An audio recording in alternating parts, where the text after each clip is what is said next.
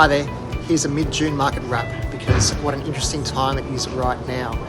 There's a lot of uncertainty and volatility with concerns around inflation and big interest rate hikes taking some puff out of stock markets and property markets everywhere. As always, the media headlines have a lot to answer for when it comes to sentiment, but if you're wondering which direction the property market's heading, it's important to remain focused on the bigger picture. Now, there's no doubt that property price growth is stabilising. In most suburbs where I'm buying, properties are spending more days on market with more properties available, which does make it easier to negotiate well and have terms agreed to. But what I'm not seeing is forced selling.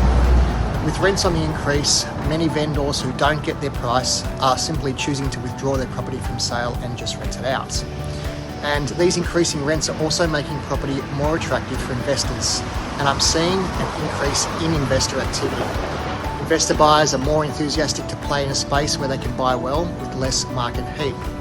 They're also excited about the return of immigration, and the data does suggest that an increase in demand from immigration, coupled with a new build supply shortage, will support property prices in the near term.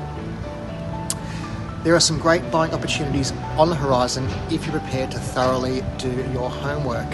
That means keeping records of relevant sales in your buy zone, attending the local auctions, speaking regularly with key agents so that you're across all of the listings both on and off market, as well as having a great conveyancer and a building inspector on speed dial so you can act quickly. Now's a great time to sharpen those negotiation skills too, as vendors are increasingly receptive to a well-crafted offer.